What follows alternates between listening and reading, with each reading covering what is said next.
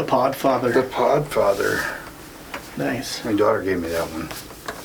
Well, it's probably her mom picked it and paid for it and ordered it, but she gave it to me and that's what's important. That's what is important. So, Doctor, we meet again. Yes, we do. We've got this whole sub-series going on now that we're going to start right now. Yeah. High Strangeness in Arizona. Seems like a hot spot for high strangeness. It's pretty... Unbeknownst to me before, a couple days ago, last week or whatever. So before we get started, I saw this video with Ben Affleck and John Bernthal. You know who John Bernthal is? No. The actor. He plays the Punisher. And oh, okay. They're playing this game called the Goat Game. They have all these cards, and it's like the goat whatever, and then each of us just gives a quick answer. I thought it'd be a cool little warm-up. Okay. Get your creative juices flowing. So, we'll just take turns. Okay. Well, I mean, we both answer, but take turns reading the card. Ready? Goat movie franchise. Franchise? Mm-hmm.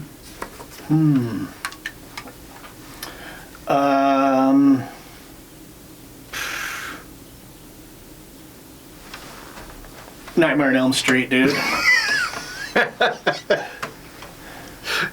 Not where I thought you were going to go with that, but okay. What is it for you? It's not my favorite, but I'll go with Star Wars. Star Wars was an easy one. I thought I'd throw a little bit of a fucking... Put a little mix in there. Yeah. Okay. TV show. Go TV show. Ooh. You know what's funny is I really didn't even have answers when I wrote these down. It was just like the first thing I could think of. So, GOAT TV show. Family Matters. No, honestly, I'd probably go with Sons of Anarchy.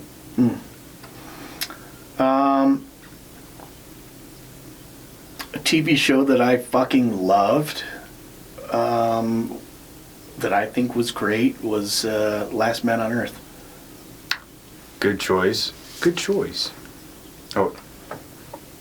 I just picked TV show. GOAT conspiracy topic.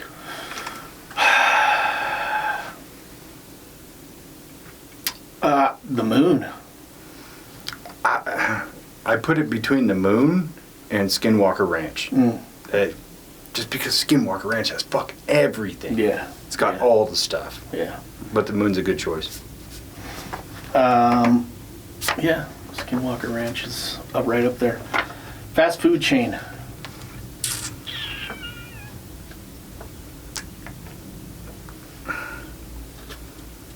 My heart says Chick-fil-A, but my spending habits say McDonald's.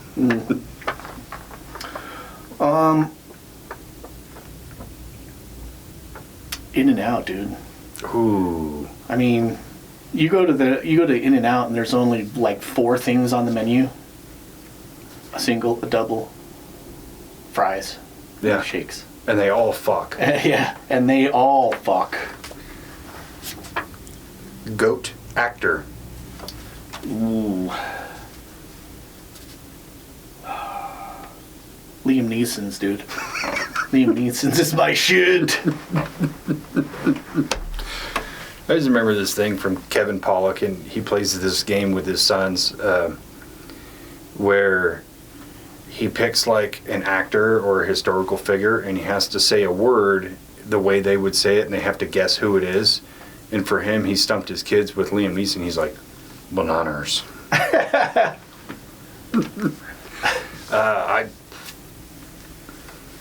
gotta go with Denzel. Yeah, dude. I think the first movie I ever saw with Denzel Washington was Glory. Oh, God. And that part where he's getting fucking whipped. And he's just standing there. He just like shugs off the guy that's holding him, and he just stands there. And the tears rolling down his face, but he's not like... Yeah, he's just like... Tear. He's so good. Fucking gangster, dude. Horror movies. Insidious. That's the GOAT to me.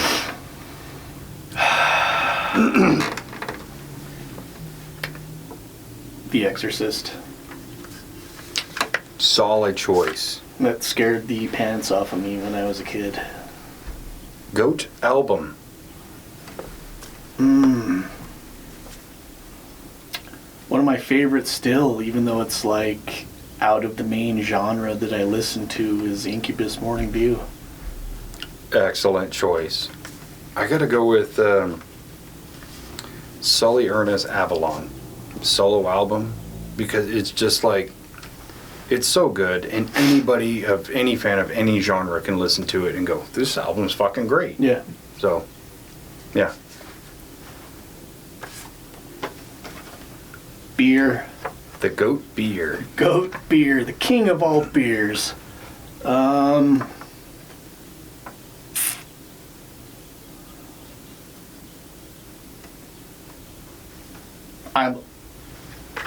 Mick Ultra for me. I gotta go to Corona. Because no matter what, no matter what place I go, if I don't like the beer choices, I'm gonna just revert to a Corona. Yeah. Simple. Yeah. I could sit here and I drink. do love Coronas. It's so easy. They just hurt my tummy. Yeah. I get too many and I'm just like, ugh. But that's with all beer. Yeah. Yeah. Corona's my jam. The GOAT decade. 80s. Yeah, I gotta go 90s. But 80s is like really close runner-up.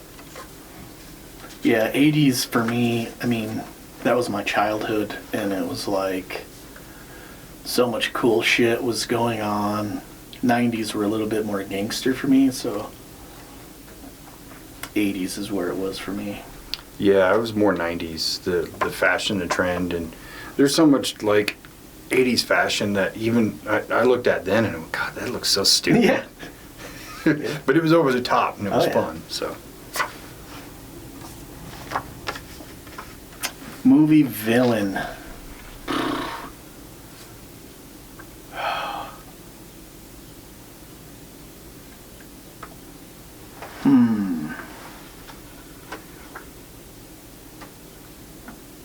You go. I'm thinking because there was something that I was just watching the other day that I was like, why don't you just fucking die already? There's so many good ones. There's so many iconic ones like Clancy Brown as the Kurgan, or Alan Rickman as Hans Gruber, but I think the one that really does stand out to me is Heath Ledger's Joker. Ooh.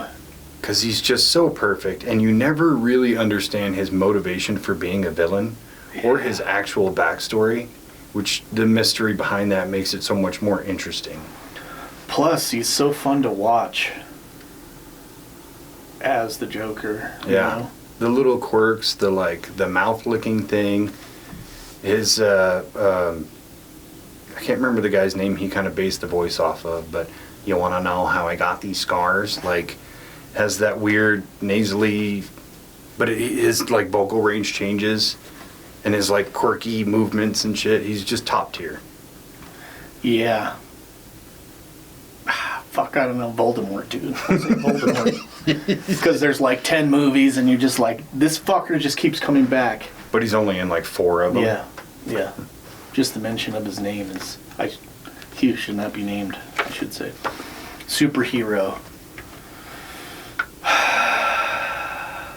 Superman, dude. Yeah, my instinct wants to go with my favorite, and that's Wolverine, but the real GOAT superhero is Superman. Yeah. He's got all the powers. He's got all the powers. He's, truth, justice, the American way, all that good stuff. Yeah, Superman. He's the real GOAT. I'm glad this one actually fell at the end. GOAT, piece of advice.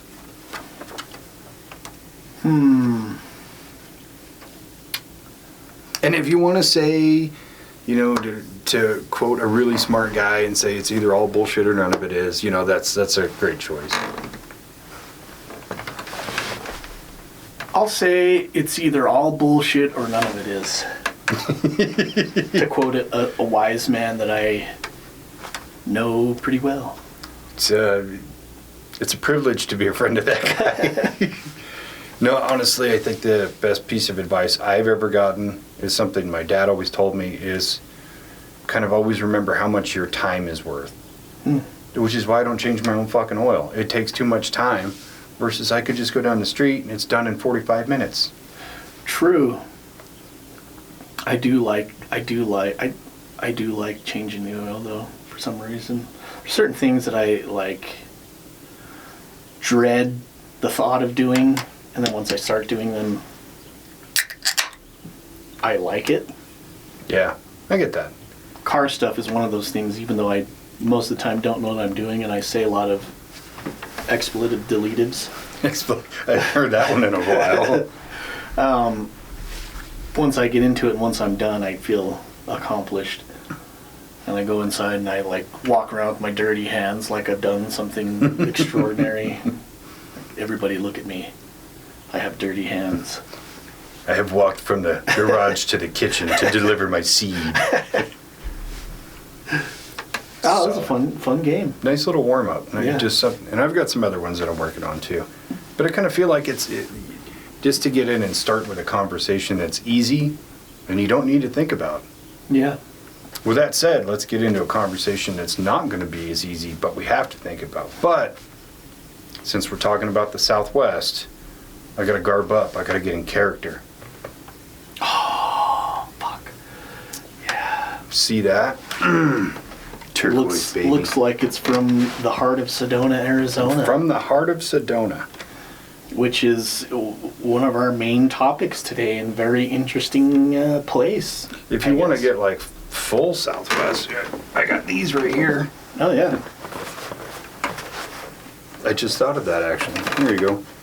Got to get some use out of them. I'm sure these were supposed to be for the Garth Brooks episode. Yeah, they arrived after we recorded it. Same day. Like about an hour after. I feel super Tex-Mexy right now. Yeah, I feel like I could be a serial killer. I feel like I could just wear like 9 turquoise rings and just all my jewelry is turquoise. I think you could pull it off. I think so. I mean, I'm probably 30 years too young, but... You start now, you can have quite a collection by then, though. Just wearing like jeans and one of those shirts that has like the Native American kind of stitch pattern and flip-flops with all my turquoise jewelry, I could do it. Yeah. I fully support your decision. I'm not doing it. It's silly. Yeah. It's like a divorced dad start over in a new place kind of thing. Yeah, which seems like that's what happens a lot in Sedona. The culture there is very interesting. Yeah. So if you don't know what we're talking about, Sedona, Arizona is a place that is known to be a very spiritual place. Millions of people flock there every year to experience the energies. There are four different energy vortexes in the city of Sedona, Arizona, and people flock there to go get spiritual cleansings and get in touch with their spiritual nature, I guess. So you could say that, I guess. Yeah, get in touch with your spiritual nature. Just a little bit of background information on Sedona. I had to look this up because I was interested in it. I've never been to Sedona, so thinking about it, I've heard of Sedona, Arizona. I always thought it was kind of a major metropolitan area, but it's not. No. The city of Sedona has less than 9,000 people that live there year-round. Tooele County has like 30,000 people that live there or something like that, so it's quite a bit smaller than Tooele. But of those 10,000 people that live there, there are over 200 metaphysical shops there. Yeah. So that means 1 in 50 people that live there owns like a psychic reading, tarot, crystal shop type place, 150. So it's like everywhere you go, there's like you could get your aura read by somebody wearing a bracelet like that. Yeah. Do you want me to read your aura? I can't do it. Yeah, all I see is red. This side is more red. I see you have a red side and a light side to you. I wonder, maybe you need to just cleanse your realign chakras. your chakras. Need some Reiki going on. Yeah. By the way, buy this crystal over here. Yeah. What will help is if you buy this crystal. So there's less than 10,000 people that live there. 200 different types of psychic energy reading type establishments, and less than 10 fast food restaurants.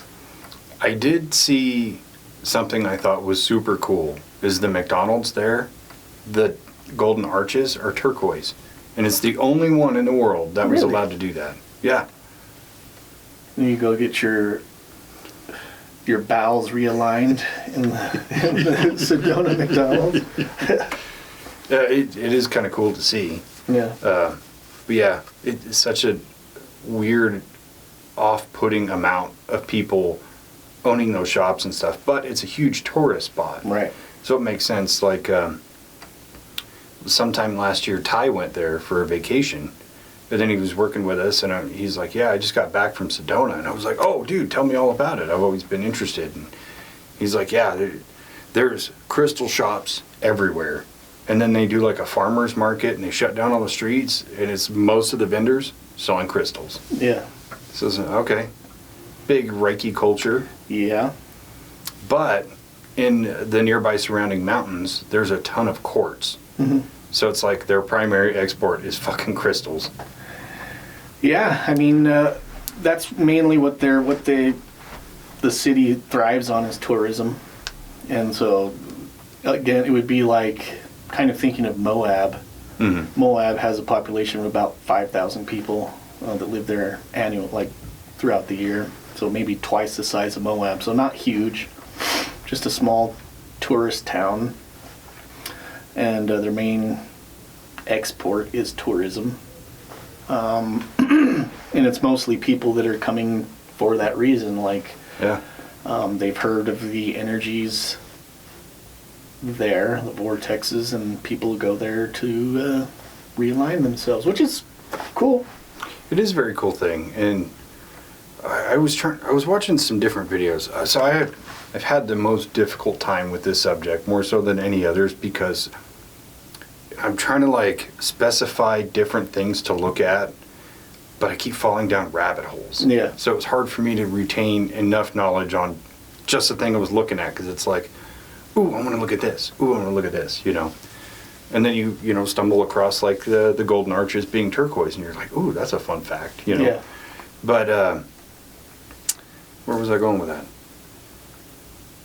Yeah, so I was watching some different people talk about their healing experiences there of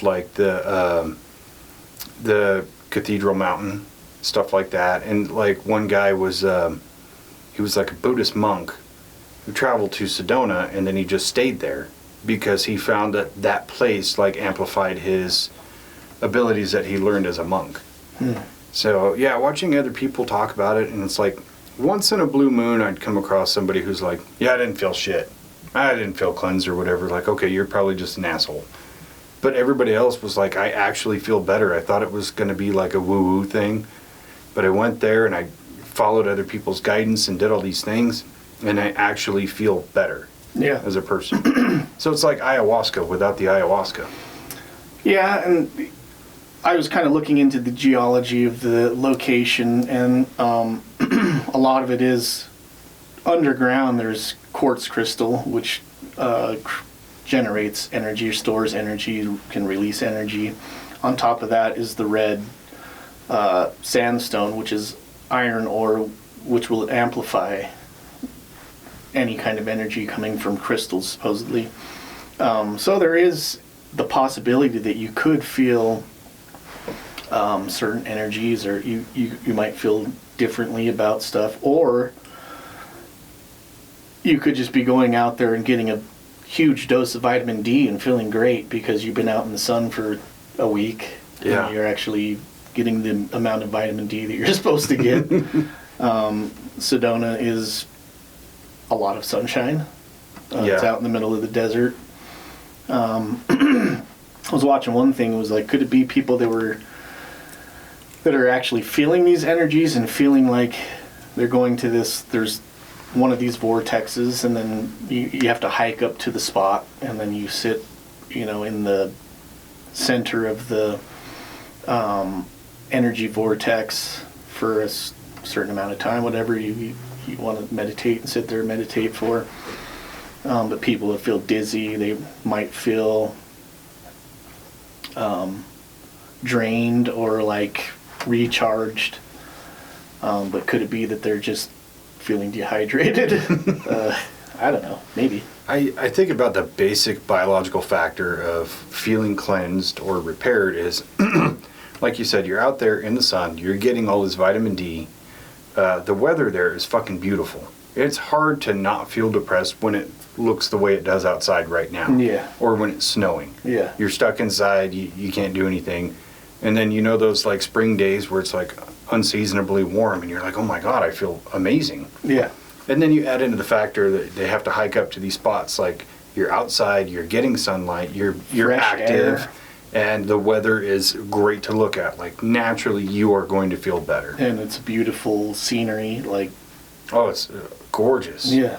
And even the town, when you see the overhead views, it's not like a super dense clustered area. It's actually kind of spread out, and there's a lot of vegetation and trees and stuff like that within the city. So it's naturally you're going to feel better. And then you take into account the crystal thing. Like you said, it does put off energy. And the iron content in the red dirt, you are going to breathe that in. You are going to like get more iron into your body almost through osmosis. Mm-hmm. And more iron in your blood is better for you. It increases your blood flow in your brain and everything else. Piss off. Piss off. I thought that I was being enlightened for a second there. Well, yeah. I'm transcending, dude. Grab my feet. So yeah, just all those simple biological factors are going to make you feel better. Yeah. That's not to take away to say that maybe there isn't some kind of actual cleansing energy there, but it's pretty simple to see. Yeah. So yeah, I mean that area, I think it was in the late 70s that somebody, it was like the psychic medium lady,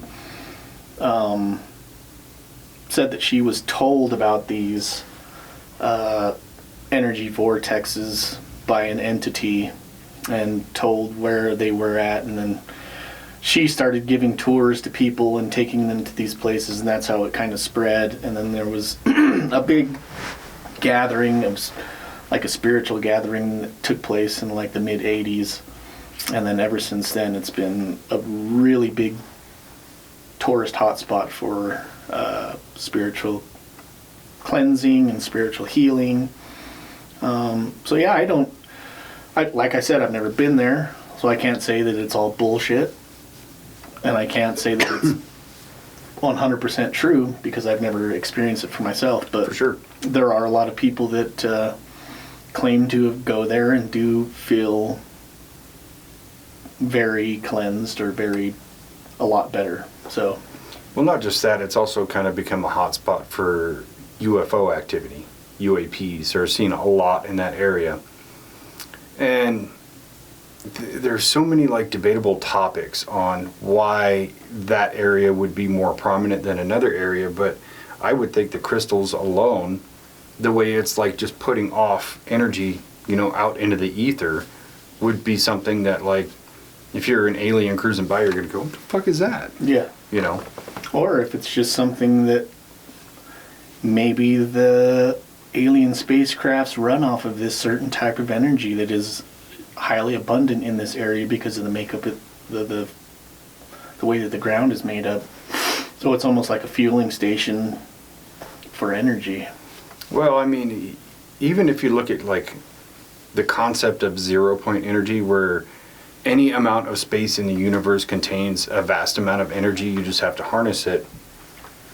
You know, I try to put that through like a technological lens of, let's say you're in a fucking UFO and you can harness this 0 point energy, but if you go over here, it's different energy. It's kind of like gas versus diesel, or maybe it takes less time to recharge from that. I don't know. There's just a lot of things that go on in my mind thinking about the energy field there. Yeah. Plus, you throw in the factor of all the portals that get seen there and reported. Do you remember that one video of the guy used a speaker and he played 2 different frequencies on the same speaker and opened the portal? You know, it looks like a fake, but it's so well made that it's really hard to tell. Didn't he say he opened up a portal to Sedona, Arizona? Yeah, that was the first place he opened up a portal to. And so even if, let's just play devil's advocate and say that that's a real thing, right? Why would it just automatically open to Sedona, Arizona, of all places? Yeah.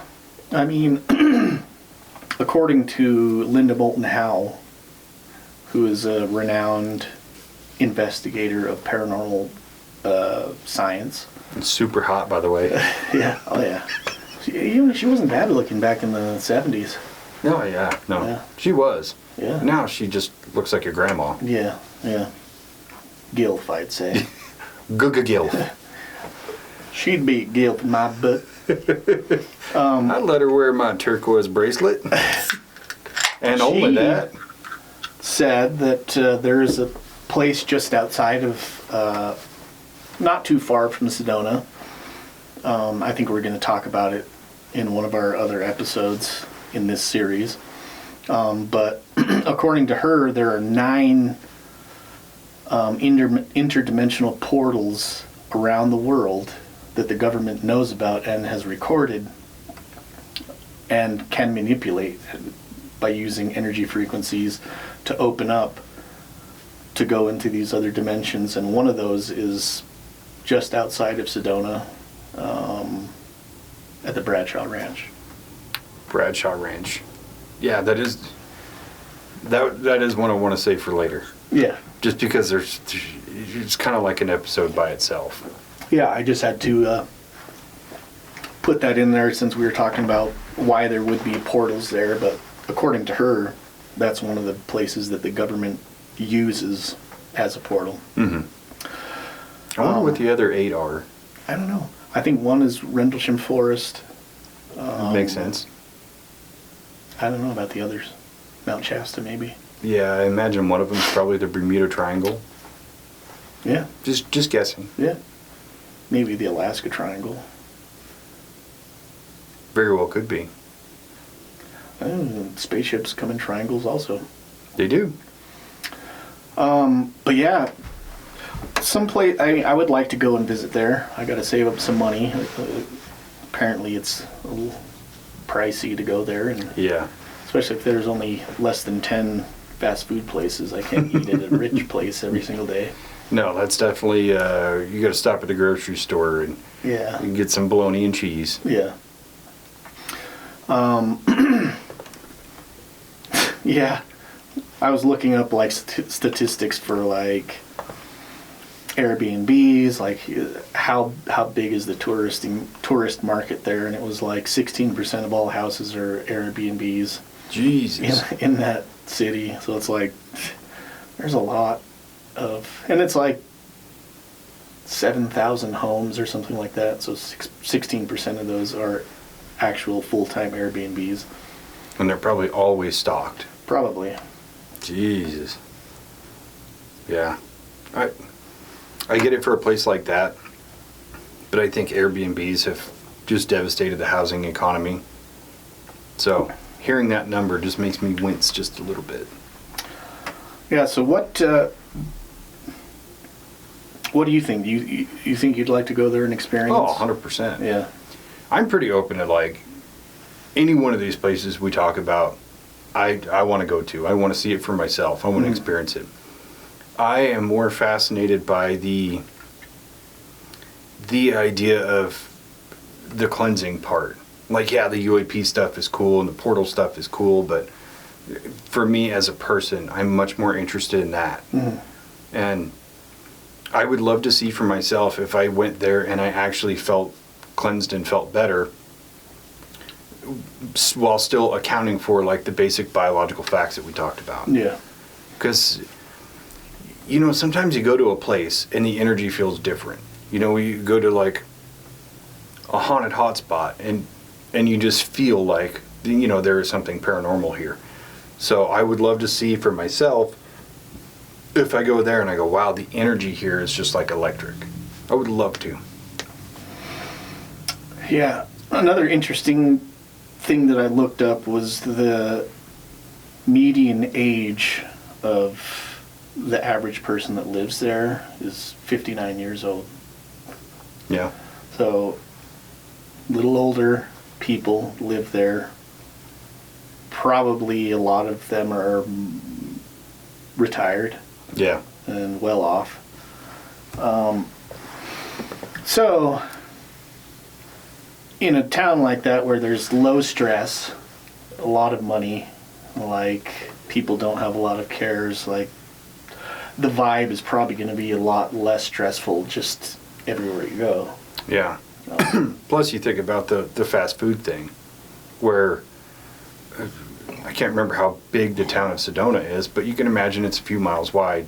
I can't go a few miles in any direction from here and not pass 3 fast food places. Yeah. So they're probably eating better. Mm-hmm. They're cleaner. They have a cleaner lifestyle. They're less stress. You know, like their job is the crystals and the farmers markets and all that. Like, you know, they're not doing what we do for a living. So Right. It's probably just like the air is pretty light. Yeah. So that in itself sounds like a pretty good destination for a vacation, proper vacation, of like going and really relaxing. Yeah. Instead of like, where are you going on vacation? Or we're taking the kids to Disneyland. That's not a vacation. That's a fucking That's a going rat to go race. stand in line for fucking 3 days straight for 12 hours a day. Stressful.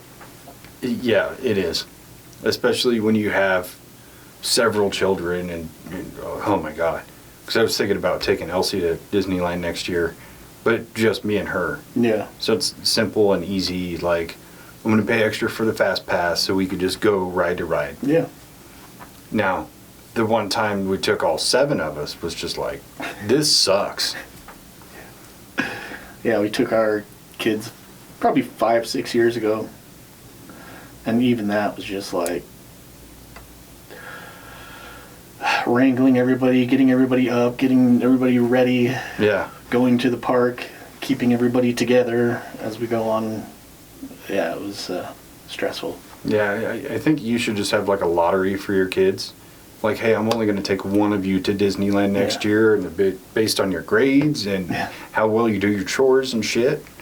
I thought you meant just like pick a straw. Oh, you fucking lost again. Idiot. All the straws are the same size. You're like, guess I'm going by myself. I'm the only one that got the different straw. Peace out. I'm not going to Disneyland either. I'm just going to fucking chill.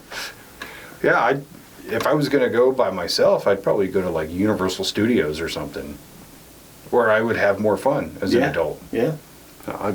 Anyway. So yeah, Sedona seems like a super cool place. Yeah. Very chill, very light, very positive vibes for a whole town. Yeah. Which could lead into a segue to switch gears into... Definitely, because Sedona, as far as high strangeness goes, is totally G-rated. Yeah. Now, let's flip it. Let's go to the R-rated side. Talk about Superstition Mountain. Superstition Mountain. Thunder Mountain. The home of the thunder god. It was what the Apache called the original name for the Superstition Mountains. So the Apache and the Yamapai Indians were the indigenous tribes that lived in the area, and they had oral histories of both giants and little people that lived in that mountain range, and they weren't very nice, let's say. No, and 4 to 5 people go missing in those mountains every year. Every year. And that's with the advent of technology and all these stories and things like that, where people hear it and they go, fuck that, I'm not going there. Yeah. Can you imagine what it was before, when it was just a word of mouth gold strike claim? Yeah.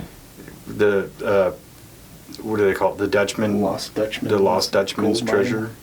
Yeah, which almost kind of feels like a cosmic joke. Yeah. In a way of, like, this one dude went in there, made a deal with the fucking devil or something, was like, hey, go spread this rumor to get people to come here so I can feed on them. Yeah. Or whatever it was, you know. So it's like, the gold that has come out of there is, like, said to be the most high quality gold. Like, the amount of gold deposits of that caliber are in the handfuls across the world. So there is proof that there is gold there. Mm. But the natives in the area have these stories about, don't go taking the gold out of there. If you go there, leave the gold there. But they almost found it as an offense because that gold belonged to their gods. Yeah.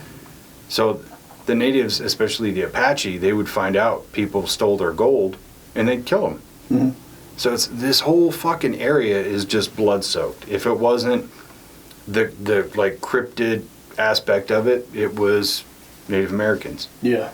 And they did not give a fuck. Yeah. Yeah, there's reports of UAPs in the Superstition mountain range. UAPs, like lights, the orbs that go around. People go in there with even GPS and compasses, and they'll get to a certain point and their shit will just stop working. And so they'll get lost for a while, wandering around for hours and hours, and then come back to a certain spot, and then all of a sudden their shit works again and they just leave because they don't know what's going on. There are stories of people seeing portals opening up inside the rocks, and people disappearing, or they'll see somebody that they think is another hiker, and so they'll try to go and follow where they're going, and all of a sudden they see that like just a tunnel open up in the rocks, and they disappear in those rocks, and then it closes. A lot of strange things happening. People seeing ghosts of like pioneer type people walking around, big groups of people. So, you know, one end we've got Sedona, which is the super high energy, and then on not too far away in this mountain range, we're seeing the complete opposite of like more malevolent forces. Yeah, that was exactly the word I was thinking, because this place is totally different than a lot of the other places we've talked about. I mean, discarding like military bases and such, but you know, Skinwalker Ranch, or we've kind of alluded to Mount Shasta, or places like that where all this high strangeness happens. Superstition Mountain seems the only one that's actually malevolent in nature. It's not just creepy. It's not just like weird questions and things like that. It's like you go there and you have a high chance you're going to get wounded or killed. Yeah. Even if it's by the little people or the reptilians that are in there. And then there's also a bunch of stories about alien abductions. Like there was a story about a woman who was hiking the path, and she finds this huge piece of quartz, and she knows, like, I can't carry that back to my car, but she's getting rocks trying to break off a piece of it. And then before she knows it, she kind of like asses out for a minute and wakes up on a table, and there's all these strange creatures around her. And the amount of lost time incidents or cryptid sightings, you know, I was watching one video where this guy, he's he's an expedition leader into there, and he was talking about, he was out there one night and he just felt something like it in his presence, and just instinctively he did this roll and he pulled out his knife and he turned around and he said what it looked like the Nazgul from Lord of the Rings, like riding a dragon. A Dementor. A Dementor, yeah.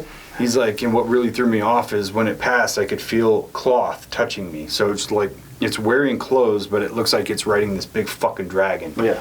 And that doesn't fit the narrative of any other place that we've talked about. No. Even the idea of like the little people, the fairies, the fae, whatever you want to call them, the cryptids there with the reptilians. Like, we've heard stories about reptilians forever. The reptilians in the base at Dulce. It's like, what the fuck are they doing there? Yeah. None of this makes any sense within the concept of what we look at. Yeah. Which is why it's so fascinating. Yeah, so the story of the lady that got abducted or whatever happened to her, like you said, she was trying to break off pieces of these crystals, started getting hot, and so she looked over and saw a little overhang that had some shade, so she went over there, decided to go sit over there for a second out of the sun, take a break for a minute. She went and sat down, and for a few minutes, and as she was getting up, she said that she felt something grab her on the shoulder. That's right. Yeah. And she turned to see what it was that was holding on to her. And then the next thing that she knew, she was laying down on this table in this room, and there were these beings around her. And as her eyes adjusted to the light, she noticed that they were not human, and they were reptilians. They had, what caught her eye was the light, the limited light that was in this room was like glaring off of their scales. And that's the last thing that she remembered seeing when she felt something on her arm, and she turned and just saw scales. She said they all had similar features, but they all looked different. So they weren't just like mass manufactured robots or something, but they all were individual beings.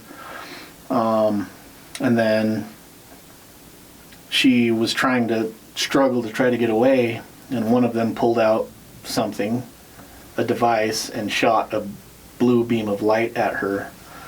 And the next thing that she knew, she was in her car halfway home driving, and she doesn't know how she got there or how long it had been.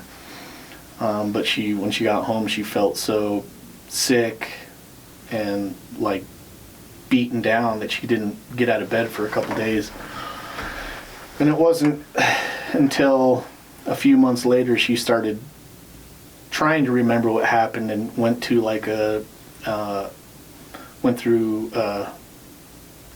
hypnotic regression and started recounting the story of what happened to her. And the hypnotist or the therapist, whatever, that was doing this was like, the story was so the same all the time, and it was so detailed that he really truly believed that this actually happened to her. And so yeah, that's one of the big stories. So you got stories of reptilians, beings that live in that area. And then you go back to like the native stories of like, there are also skinwalkers and different beings that they talk about in that area.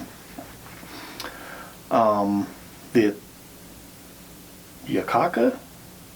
Yeah, I think that sounds right. I was having trouble keeping so many different names separately. Yeah. I think that's the name of the race of little people that are mischievous. The Tuartoms? Yeah. Oh, I have it on my board. Tuartoms, yeah. Tuartoms. That's fun to say. Yeah, so there's all these different stories of these things being real and being something that you need to be wary of when you're going into these places. Yeah, and there's also stories about them just being mischievous, like throwing rocks at you. And one guy even, because he's been there so many times, he thinks the bigger the rock, the more pissed off they are at you, because it's happened to him so many times. And then stories of people who try to go into these, into the mountain itself to try to collect some of the gold or, to see something. And a lot of the time they kind of get their shit rocked. Yeah.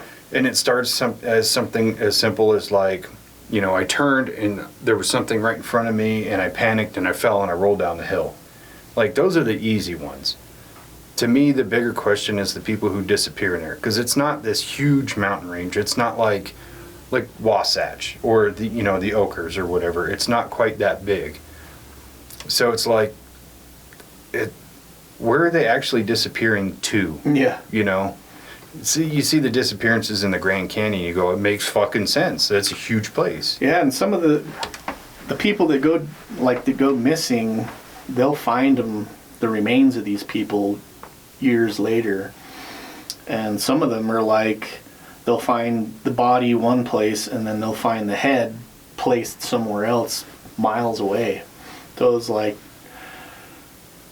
are these people dying, or are they being picked off, or are they being like... Is it ritualistic? Yeah. And it's funny too, because sometimes the head will have different wounds in it. Yeah. Like on the whole, they'll look like a bullet wound, but it's actually an impact from a solid object. Almost like something with fucking talons grabbed them by the head and Ripped it off and then went and ate it somewhere else. Yeah, or chucked it. Like a Dementor style. Get the fuck out of here! I gotta take that off. It doesn't really fit.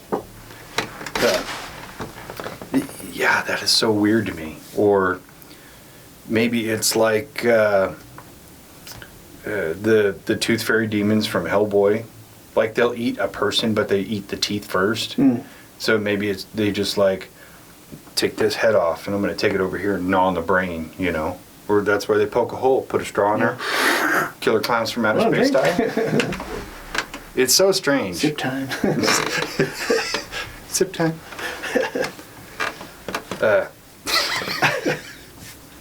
Fucking got me on that. Just because I still vividly remember that scene. Who wants a sip? Sip time. So, yeah. I have kind of a theory about it. And it's not fully formed. Let's finish her off. But I'm just going to throw it out there. I think between the crystals in the ground and the iron and the dirt, transient magnetic waves are a real thing, right? Just waves of magnetism floating in through space. And they say that place comes alive at night. Well, a lot of people, especially, you know, in like Sedona or whatever, Arizona is vastly populated by the elderly. People who go to bed at 7 or 8 o'clock. So devices shut off, Wi-Fi is no longer used, that sort of thing. Once all the electrical signals come down, transient magnetic waves come in. So people who are at Superstition Mountain are actually just getting a huge burst of EMF, just electromagnetic radiation. Natural. Totally natural. And they're being fueled by all of these tales of the little people and the reptilians or whatever, and they're just hallucinating. Just a theory I'm playing with. Yeah, it could be. And if you're in this cave system in the mountain and there's gold in there, that's also going to help amplify that signal. Gold's not a ferrous material, so the magnetism part doesn't apply to it, but it does conduct electricity really well. Super well. Yeah. That's why it's used in components for space travel. Yeah. That's why Anunnaki wanted it. Exactly. Well, they wanted it to put into their atmosphere so that their atmosphere was dying. Anyways. Yeah, one of the stories that I heard that kind of led to them looking for gold in those mountains was it was in the early 1800s. A cowboy was riding along collecting stray cows from the herd, and so he was riding up near the bases of the big tall cliffs there in the Superstition mountain range, and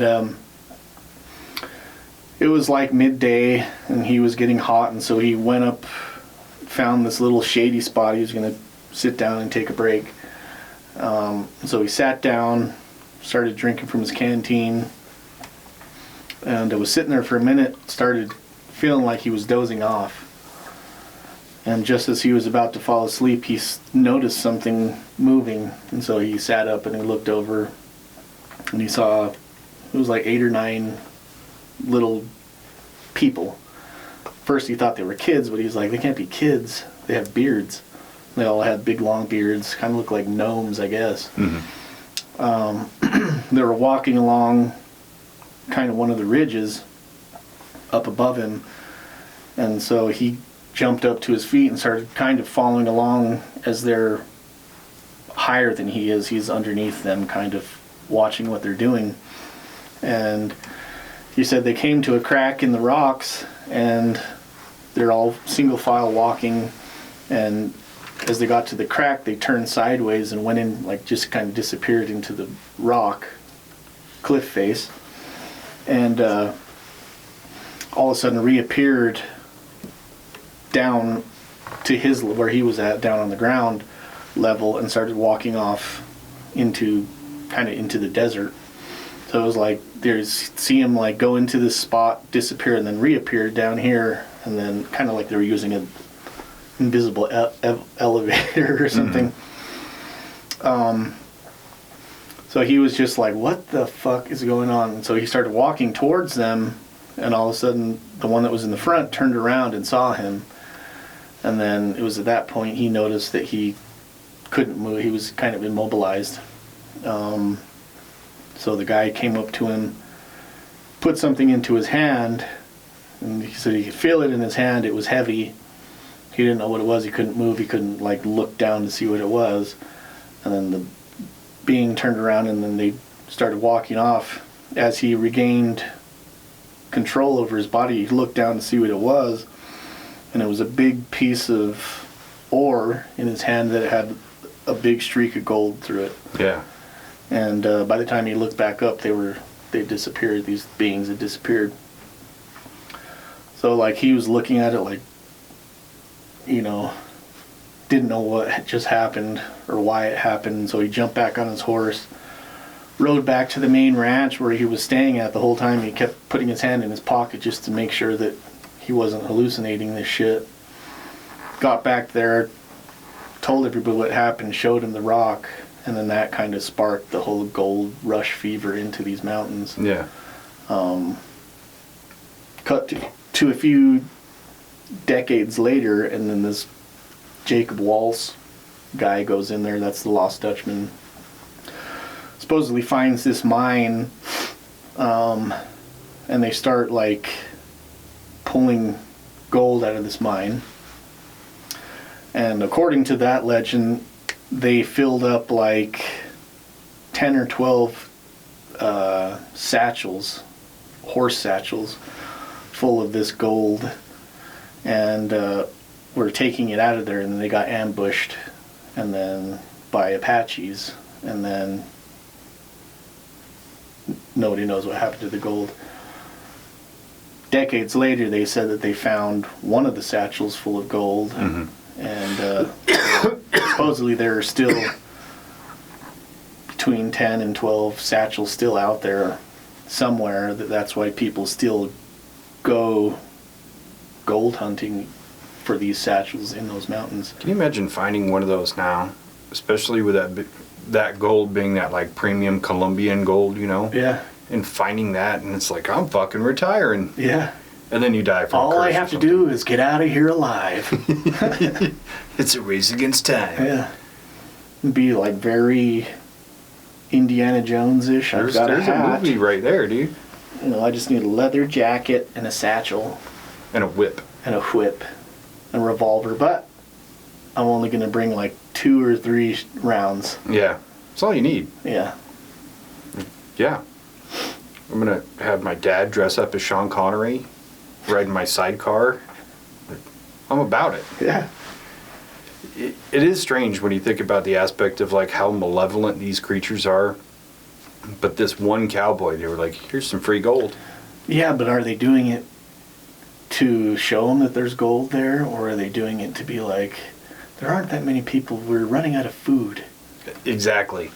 I crave brains, and I am thirsty for a sip. They just have like straws made out of bone that they just poke through like a fucking juice box. So if you get one guy coming in, are you going to kill that one guy, or are you going to send him out to bring lots more people? Yeah. It's give a man a fish or teach him how to fish. Exactly. That's exactly it. But there are people that go in there and come out completely unscathed and have no experiences. Yeah. So it does kind of make me wonder, was it a scheme to get people to keep coming in with the gold? Or are they actually more benevolent than we think they are?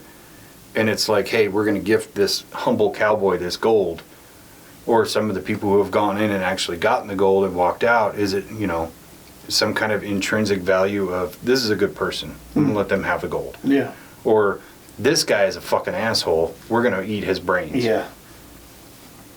Maybe they feed off of that assholism Yeah. inside the brain. There's something inside the brain that makes somebody an asshole. Maybe they tear the asshole We should out probably first. not go there.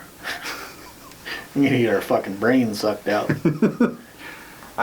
I would like to think if we went there, they'd be like, hey, I've listened to you guys talk on the podcast. You're cool. You're the podfather, right? You're the podfather. It's Dave-inci and Spence Angelo, right? Fucking, I love your show. I love your Ghostbuster posters. Fucking awesome. I love those AI-produced images. They're fucking great. It's based on a real picture, so it's not totally artistically bankrupt. Yeah, I mean, I enjoy them thoroughly. I do too. I think they come out looking fucking awesome. Yeah. So I gotta tell you my favorite part about learning about Superstition Mountain. So I'm sure you've come across the same gentleman. He's kind of like the local historian there. Maybe. Steve? Is he an older guy? Yeah. Yeah. He's got kind of like a white splotch on one side of his face. 90% of what I watched about it was listening to him tell stories, right? Because he's this big wealth of knowledge.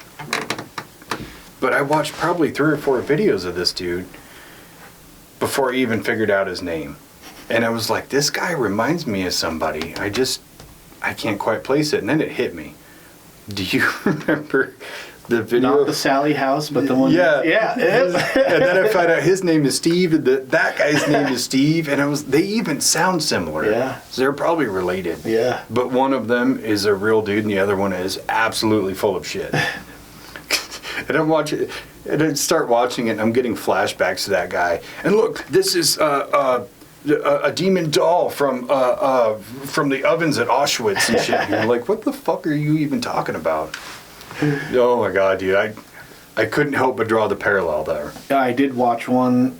It was like a ghost hunter video that they were doing an investigation of. It's like an old church house just outside of like the main parking lot where you go hiking into the Superstition range, right? Superstition Mountain. And he was on there, and he was like the caretaker of that that area right there. The whole time I was thinking, "Fuck, man, this guy reminds me of that." That's funny. From the Not Sally House. The Not Sally House. It's like the Sally House, but it's way bigger and way better. Yeah, that shit was entertaining. But I'm listening to this dude's stories, and he could talk for days. Yeah. Just reciting all these stories, not just his experience, but other people's, nonstop. And that's when I was like, holy shit, there is so much to this place that I don't think any fucking podcaster can cover it in an hour. No, yeah, with so many stories of, and like I've probably looked into maybe like 10 or 15 hours of videos and stuff talking about the Superstition Mountains, but that's just not even the tip of the iceberg. Like, yeah. And this is all, and it's all surface level stories from other people. right. There's basically no factual evidence to support any of it. Yeah. But that's kind of the same with every other anecdotal place like Skinwalker Ranch or Mount Shasta. And it's like, dude, I just want somebody to capture one of those little people and get a picture of it so I Yeah. can see what we're actually looking at. But even on that front, like even Skinwalker Ranch and these places that are starting to be investigated the way that they are, before that it was all stories and accounts of people that have experienced things there. And so maybe it just takes a dedicated team to be on that location for a certain amount of time to do the research that, like, and it could be opened up like one of these spots like Bradshaw Ranch or Skinwalker Ranch or Mount Shasta, where there are people that are there a lot doing research in this specific range for these things. Yeah. I don't know. So, every time we talk about one of these places, we always say, you know, would you actually want to go there? Would you want to take a look? So is this one that you would? Yeah, I would like to go there. Again, I'm not sure how far I'd be willing to go up into those mountains because, like I said, there are people who are well-equipped and established wilderness people who get lost there every year. So I think that a place like this might be a little bit more daunting because of the terrain. Yeah, and they say it's really rough to hike up there. Right. Like lots of jagged rocks. Obviously you can't take any motor vehicles over there, but horses struggle and they only get so far anyway. Yeah. So yeah, just the physical aspect would make it extremely difficult. Yeah. What about going into the mountain itself? I would. Yeah, for like a day hike. I don't know if I'd want to stay there overnight. I probably would. I probably would too. If I could bring, my CPAP shit. A generator. Yeah, you find the little people are just super mischievous. Like, they don't actually harm us, but they unplug your CPAP and fart in the hose. Is that a Torts hum fart? Smells like rotten brains. I think I would want to go in, but counter to my nature of like, I would want to go in with cameras and tools and document. I think I would do the opposite. I think I would just walk in with my own intention and discernment. I'm not going to take any gold, or, if I find anything, I'm just going to leave it there. For me, I think it'd be more about the experience. Right, and if you're going to lend your aura to your hypothesis of like the magnetic energy of the Earth being amplified naturally, you wouldn't want to have any of those devices that are going to cause some disruption in that field. So yeah. I think I would want to go in strictly on like a communication thing. Like, I'm not here to prove reptiles or little people are real. I'm not here to like take anything. Just want to experience the power of the mountain. The power of the mountain. And if there is creatures in there, let's have a conversation. Yeah, I'd only take this. That's it. They're just like, oh shit, you're one of us. You cool. And then we have a conversation at the end. They're like, hey, by the way, here's some gold for being a cool guy. Tight. Thank you. Yeah. Yeah. I like it. Schedule that for next year. Yeah, just put that on the calendar. Yeah, my natural instinct is like, if I go to Skinwalker Ranch, I'm taking all the goodies. Yeah. I want to measure everything and record everything and blah, blah, blah. But I think a place like that just has that level of malevolence already with it, don't go there with the intention of pissing anything off. Don't go there to try to get rich or great proof. We'll let actual scientists have that one. I'm not going to do it. Yeah, I want the experience. And I want to be able to live. Yeah. I don't want to have my tiny little pea brain sucked out. Would it be worth it to go over there and see like fuck, they're real, and all of a sudden hose, bang, right into your fucking head? You get that 10 seconds of like, they're real, I knew it, and then you're gone. I've actually thought about that scenario before. Let's say you're on your deathbed. You could literally go at any minute. And some government official walks into your hospital room and it was like, hey, I can tell you all the secrets about everything and you can live with it for an hour, but then we have to kill you. Would it be worth it? You wouldn't do it. Was I dying already? Yeah, you're dying. Oh, yeah. Sure. Let's say you have cancer, just for the sake of argument. Like, you're going to die soon. Be like, you know what? Yeah. Fuck it. Can we see some pics and video? Yeah. Like, how expansive is this presentation? Because if it's just going to be you telling me the shit's real, it's not worth it. I could live another week. Or he's like, no, here's real video, and this is what J-Rod actually looks like. Here's a video of him talking. Maybe we could set up a company that does that. Just goes in and tells people what they want to know on their deathbed. Yeah, even if we make it up. Yeah. And then at the end, we just pull the plug and leave. Yeah. Cash the check, baby. Well, you got to cash a check first. Anyway. Okay, that cleared. Yep, check bounced. Fuck you, buddy. Yeah. I'm glad you're dying of cancer. Piece of Have shit. fun with that ass cancer. What was the other one?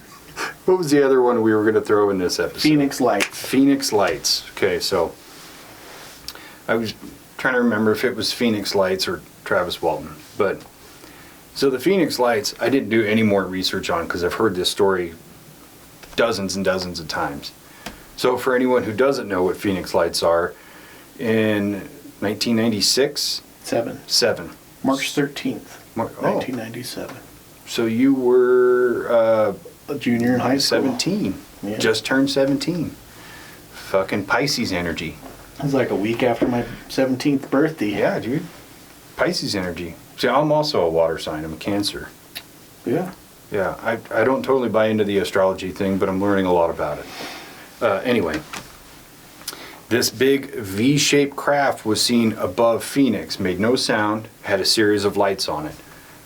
Tons and tons of people saw this. It was recorded on video by hundreds of people.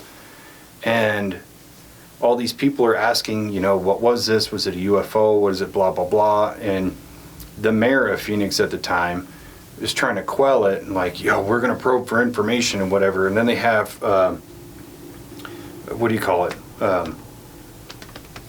When he stands up in front of everybody. Press conference. And basically makes a mockery of the whole thing and tries to gaslight tens of thousands of people into saying, you didn't see that. Yeah. Which is the biggest chicken shit piece of shit move you could do. And then later on he comes out, he's like, oh yeah, the lights were real. It totally happened. But it's like, yeah, now that you've gotten in trouble and been to prison and everything else, now you're going to tell the truth? Fuck you, buddy. Yeah.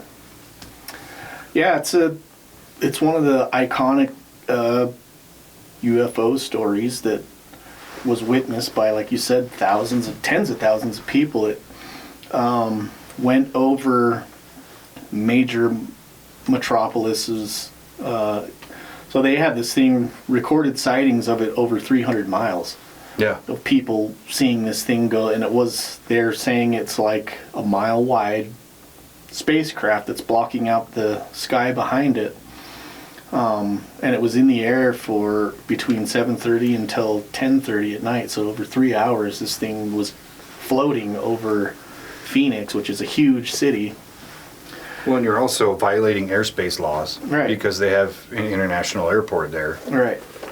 And so people have videos, pictures, First-hand account stories, all coming in to the governor of Phoenix at the time.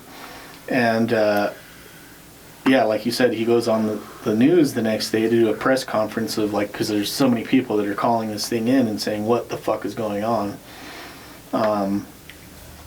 They'd contact, even the airports were saying, we don't know what this is. This isn't any of ours. Even the military bases in the surrounding areas were saying that that's nothing that they know about. That shouldn't be something in the skies there. So the next day he does this press conference where he's like, yeah, we've received reports. We know exactly what it was. And then he has this person that's dressed as an alien come out on stage. With the handcuffs. With the handcuffs, yeah. And he unmasks him, and it's just a dude. And that is like the most disrespectful thing you could have done to your brethren citizens. Right. Like, fuck you. It never happened. This is all a joke. Man. Oh, that irritates me. I think the biggest thing is like, who told him that he had to do that? Because I don't think it was something that he just like came up with on his own. I think he was told he needs to say this is a hoax. In that same press release, I think it was the same press release, or maybe it was a different one, they said that it was, yes, there was military,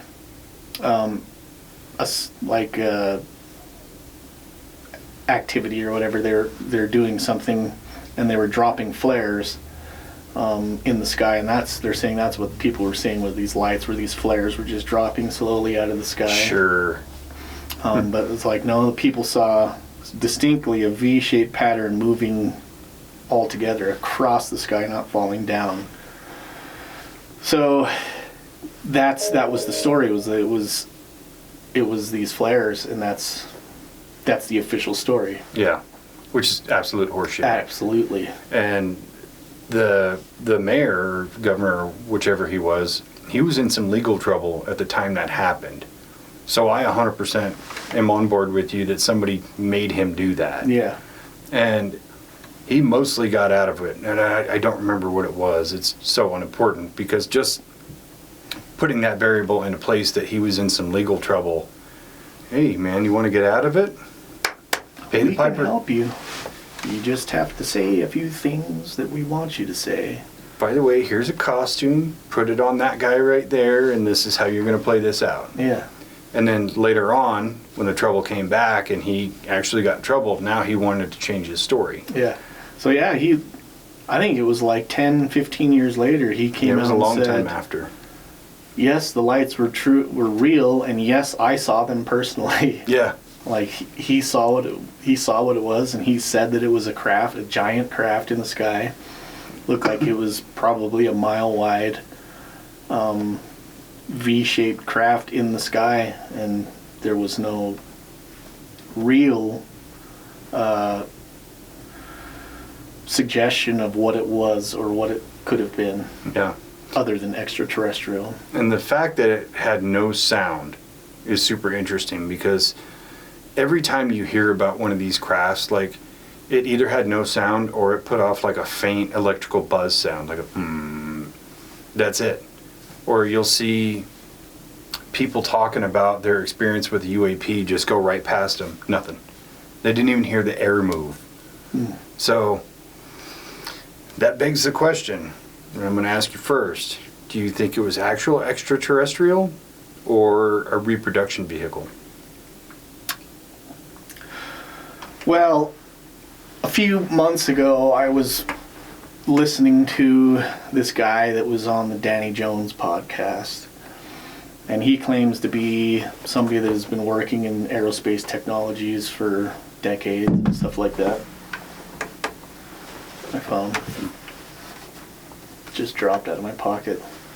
It was the ghost was like, you don't need this. Yeah. It was a little Your person. phone, dude. It was the Yemum. The Tuartum? Tuartum. Just like yeet. Eat. Anyways, he was saying that he knows exactly what it was. And it was, I can't remember the term he used. It was like aerospace, orbital craft or something like that. Aerospace orbital craft. And it was this design that they've been working on since the mid-60s. And it is an inflatable craft, kind of like a blimp, but it's V-shaped. And they can make it as big as they want to, but it is designed to orbit the Earth, but it's like a balloon. So it's a giant V-shaped balloon, and then he's got pictures of it then working on it at Area 51. Did he show the pictures? Yeah. Did they look legit? The ones that he was showing were a lot smaller, but he was like, they can make these things as big as they want because it's cheap to make. They use a certain type of material, aerospace type material, so I'm thinking probably a type of carbon fiber so it can resist heat and stuff like that. But they inflate it with certain gases and they can control it.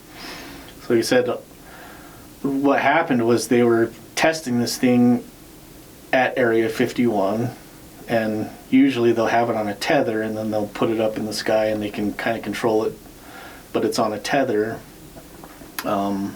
This thing was so big that it broke the tethers and just started floating away slowly down towards Phoenix.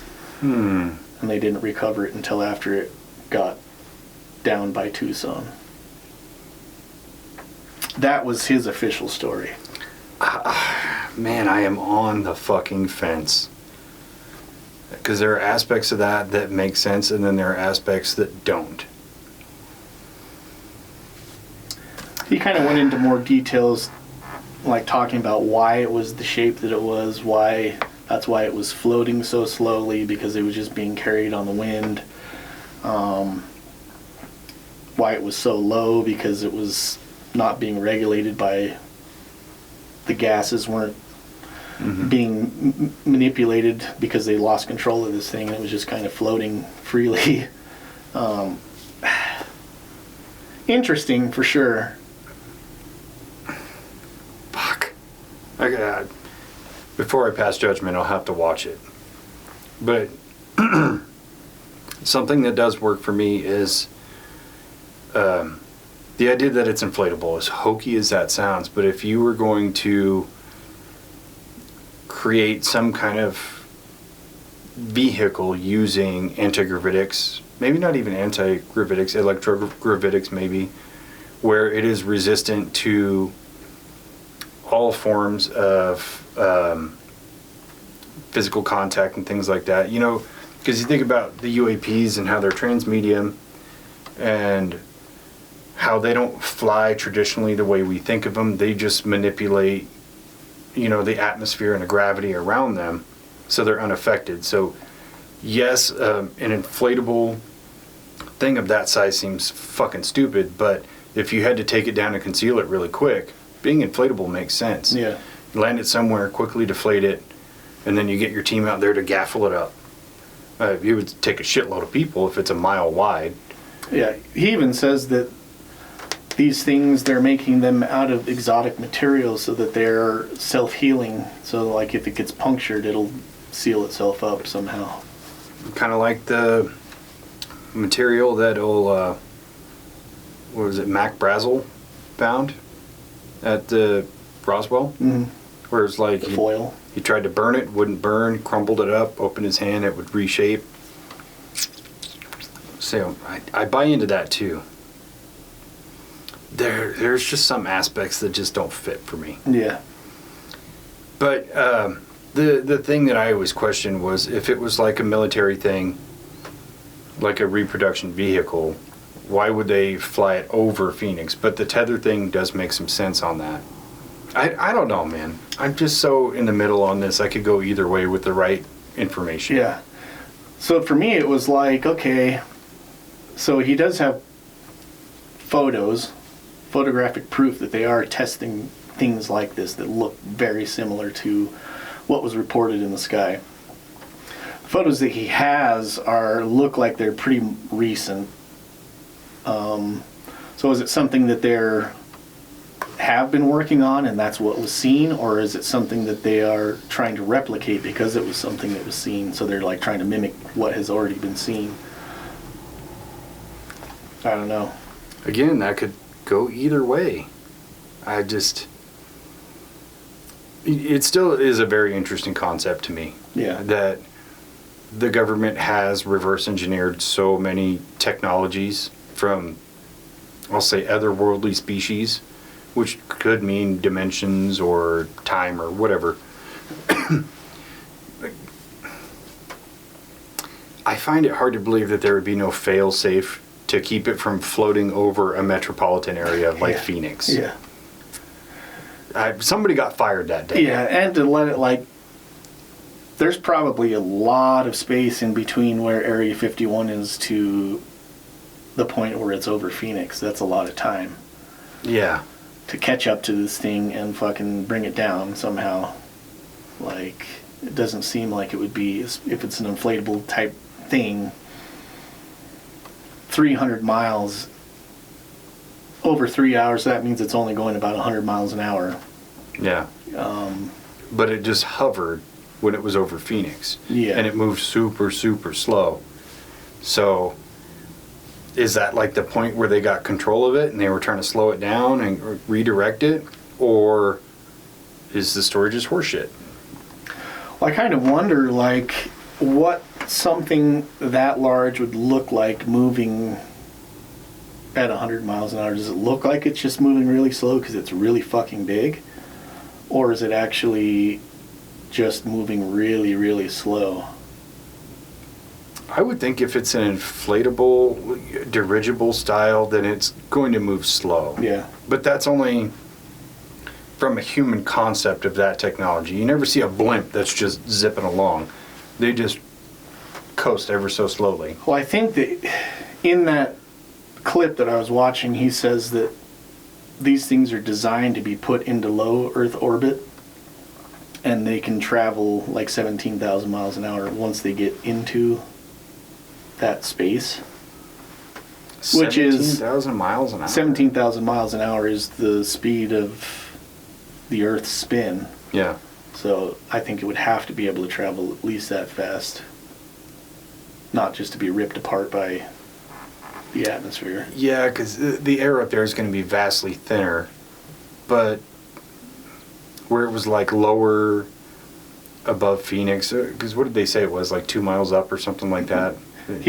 So this guy was saying there was people that were running or driving up to the peaks of where it was like going over and throwing rocks at it and being able to hit it, so it wasn't very high at all. Very interesting. Yeah, I gotta watch this video. Yeah. I gotta find it.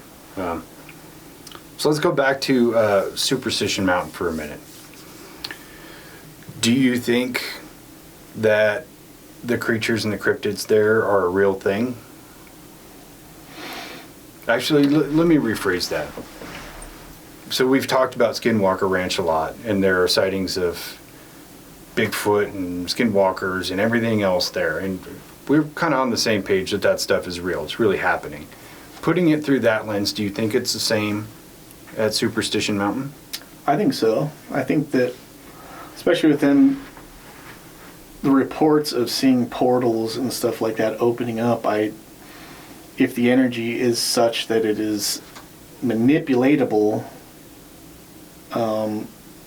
to be able to open up a portal to another dimension, or could they just be interdimensional beings that are using this place that is naturally has the right type of energy for them to be able to open up these portals or whatever? I think that, they're probably a physical, real thing that people are seeing. I tend to think so, and it totally discredits my own theory about transient magnetic waves and EMF radiation. That was just something I kind of played with because I have to juxtapose with something logical before I can just go, it's something fantastical. Like, you have to play devil's advocate with yourself and just discern for yourself. So that's why I kind of had to put it through that lens. I absolutely do think that stuff is real, but I think there is some kind of direct parallel from that place to Skinwalker Ranch and to Mount Shasta. Yeah. And it's funny when you look at the occurrences and all the things that happen at these three places simultaneously. You have portals, Bigfoot sightings, cryptids, extinct animals, paranormal visions, ghosts and stuff like that. And then sometimes just the weird curveballs like the fucking Nazgul dragon thing. And it's so strange that they're all so similar, but just with slight variations. I think, to me, the thing that's really interesting is the makeup of the ground, right? Yeah. What's creating this energy type vortex area in these locations? Are they similar to each other? And if they are, can we recreate that somehow? Well, I think that's the ticket, and I still haven't fully delved into Mount Shasta, so I can't say anything about that. But knowing all of the quartz that's in the ground and the other naturally occurring elements, like the iron or even the turquoise and topaz that are in there, that creates some kind of perfect like makeup for whatever's happening. Then you look at it from Skinwalker Ranch, where they've been trying to drill into the mesa for years to see what these anomalous spots are. One of them is enormous. What if, instead of the popular theory of that being like an alien spaceship or a military base, what if that is a huge piece of quartz? Yeah. And that's something I'm still trying to delve into, because the quartz plays a factor. And we've seen that in other anomalous spots in the world, like the pyramids and things like that. So it's like I'm still delving into that.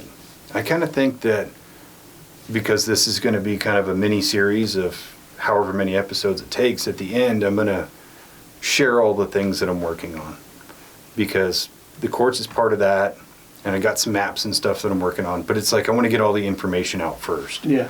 Even in like paranormal ghost hunting type stuff, quartz plays a huge role in like storing energy. So the makeup of the building, you know, if there's a lot of high content of quartz under the ground or in the building itself, limestone, the different materials that are used to make these places, it seems like really do have an effect on people experiencing things in these locations. So it's like, it seems the reason that like if we're making these structures and unbeknownst to us we're making them out of these materials that are conductive of these energies that haven't really been looked at before. We just like happened to make it out of this material because it was like in the area. Yeah. Why wouldn't it be the same thing where these things are just being found naturally, like they're in their natural state, they're like that, so they're just creating these energy hotspots or like vortexes, whatever you want to call them. I don't know, it seems plausible to me.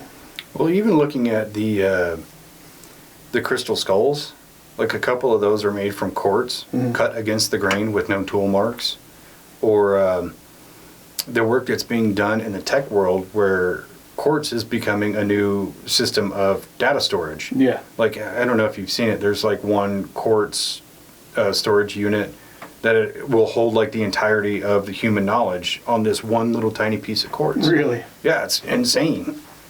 So... Well, humans are pretty fucking stupid.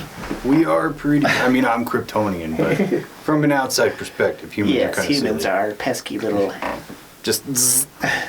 what was the other... Oh, like Reiki. You know, we all look at Reiki as like a woo-woo thing. I don't. I think there's more to it. I just don't... I don't think, you know, your cousin that you never talked to who has blue hair is a specialist in it. You know what I mean? Nothing against anybody, but I think there's something to it, and especially the use of crystals within that field. There's something realistic to it. Yeah, I definitely think that even stuff like Reiki and these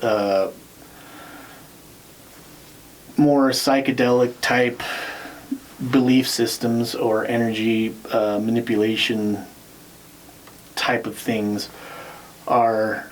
there's so much information to be learned about those things that, like, even if you're like a Reiki master, these people that are Reiki masters that do these energy healings and stuff like that, they have to be akin to, say, a doctor in the medical field. Where, like, you're a neurosurgeon, you're probably a great neurosurgeon, but I've got something going on with my foot. Yeah. You know? What's wrong with my foot? I don't know. I could dissect your brain, but I have nothing. I don't know how fucking tendons work. Tendons and shit like that. So to me, that's what it's probably, you're learning on a certain pathway, and then you're getting this knowledge of this vein of information that you're following, and then meanwhile there's a whole body of work around this vein, this one vein that you're specializing on. That's the way that I look at it anyways. Well, I 100% agree. Plus I don't think we have enough collective knowledge as humans to actually fully understand the power of crystals.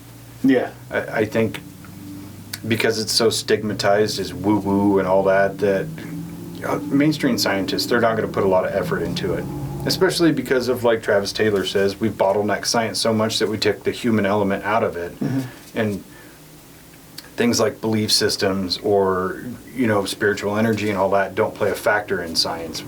But we should be looking at it from a different perspective if we want to understand it. We can't just say, yeah, I'm a scientist, this rock doesn't do anything. Yeah. Like, do you actually know that? It's a rock. That's what it is. He's like, Well, I've measured it with all the tools that I know of to measure it with, and it does nothing. Like, okay, maybe you need different tools. Maybe the tools haven't been invented yet to measure what it's actually doing there. That's the ticket right there. It's you can only look at it through the scope of what you understand. Exactly. Which is why to kind of beat up on ghost hunting again. It's like a lot of people are using an EMF detector to try to detect ghosts. And it's like, do you know that it detects a ghost? No, you don't. You don't know that it doesn't either, because you don't actually understand A, what you're looking for, or B, the tool that you're using. Exactly. That's the problem. So I think that we can, there are so many things to solve in these multitude of questions that we've just been throwing up into the air. And if, somebody's out there has got some information for us or something to look into along these lines, let us know.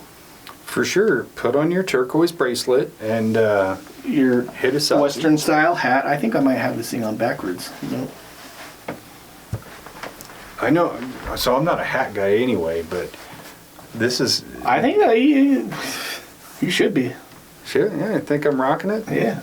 I could kill people in this. Yeah. Put on a gun belt. I think you could be Doc Holliday for sure.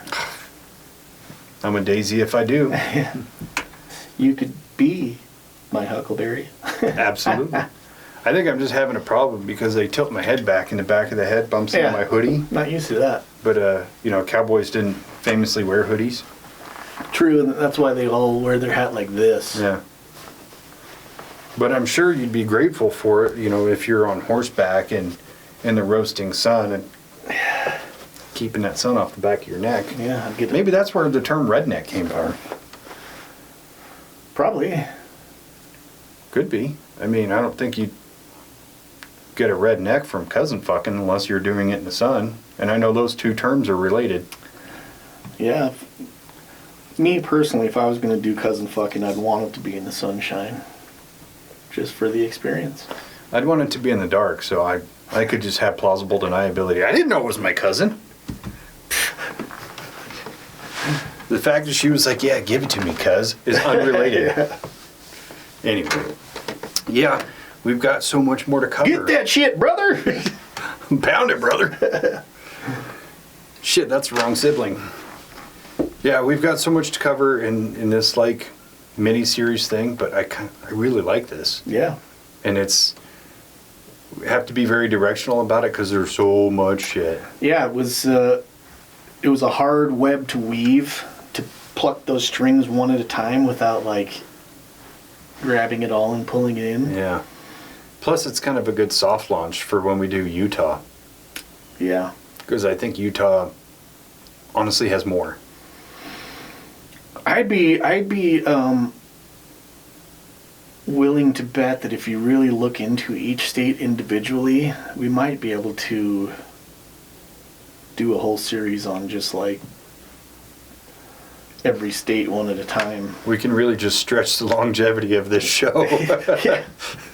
There's at least we're doing 3 or 4 episodes on Arizona. Yeah, or however many it takes. However many it takes. Yeah. So you guys will have to stay tuned for the whole series. It's going to be a while. Yeah, we're going to be talking about this shit until at least next year. There's 51 states? Oh. 52 now, maybe. Well, there's 50. Yeah. And until we buy Canada, and that'll be 51, and then Greenland will be 52. Yeah. Well, I was throwing Puerto Rico in there. Oh. Well, if you're going to do that, you got to throw Guam in there, too. Dang, how many states do we have? Well, the U.S. owns Puerto Rico and Guam. Right. But they have their, I don't want to say government, because it's not really a government situation. They do what the U.S. tells them, with the illusion of them being the government. It's like a weird reverse independent municipality thing. We're great at just taking people over. Yeah. Venezuela, maybe. Coming for you next. But yeah, with that said, I don't really feel like we solved anything, but we weren't meant to. We uncovered a bunch of stuff. A ton. I mean, I bet a lot of people here have never even heard of the Superstition mountain range. I didn't. Yeah. And the this reason is why I did is because I'm weird and just look at random shit online all the time. it's another one of those shockers for me. As much as like my bread and butter is weird shit and conspiracy, and when I find something I've never heard of that's that magnitude, I'm like, All right, we're looking at Sedona and Phoenix here, and then fucking Superstition Mountains comes in. it was a shocker, one might say. That was a good one. Anyway, let's pull it there, Doctor. Doctor. Until next time.